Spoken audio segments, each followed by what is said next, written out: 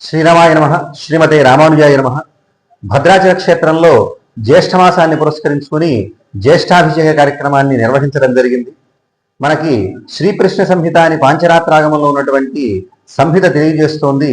ఈ అభిషేకాలను ఎప్పుడు చేయాలయ్యా అంటే జ్యేష్ఠ స్నపనోత్సవాలను మనకి సూర్యుడు మిథున రాశిలోకి వచ్చిన తర్వాత వచ్చేటువంటి జ్యేష్ఠ నక్షత్రంలో కానీ లేదా జ్యేష్ఠ పూర్ణిమ నాడు కానీ అభిషేకాన్ని చెయ్యాలి అని చెప్పి మనకి శాస్త్రం చెబుతోంది. భద్రాచల క్షేత్రంలో ప్రతి పూర్ణిమ నాడు కూడా అనూచానంగా మనకి ఇక్కడ స్వామివారికి ఏకాశీతి కలశ స్నపనం నిర్వహించడం జరుగుతుంది.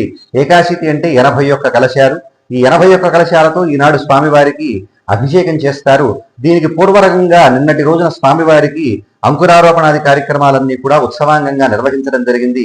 అగ్ని ప్రతిష్ఠ, అలాగే రక్షాబంధనం మొదలైనటువంటి కార్యక్రమాలను, అలాగే కలశ స్థాపనాది కార్యక్రమాలన్నీ కూడా చేసుకుని ఈ నేటి ఉదయాన్నే స్వామివారికి నిత్యార్చనాదులు అన్నీ కూడా ముగించుకుని ఆ తర్వాత స్వామివారి యొక్క ఏకాశీతి కలశ స్నపనానికి సంకల్పాదులు మొదలైనటువంటివన్నీ కూడా చేసి ఒక క్రమ పద్ధతిలో ఈ స్నపనంలో ఆవాహన చేసినటువంటి కలశంలో ఉన్నటువంటి విశేష తీర్థాన్నంతా కూడా స్వామివారి పైన అభిషేకించడం జరుగుతుంది.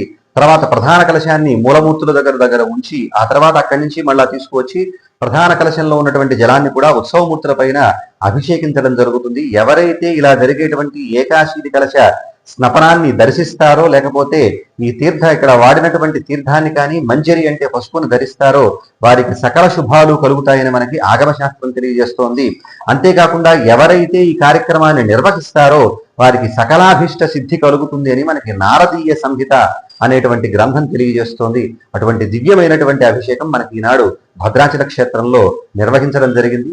విశేషంగా భక్తులు కూడా పాల్గొని స్వామివారి యొక్క సేవలో తరించడం జరిగింది. జై శ్రీరామ్.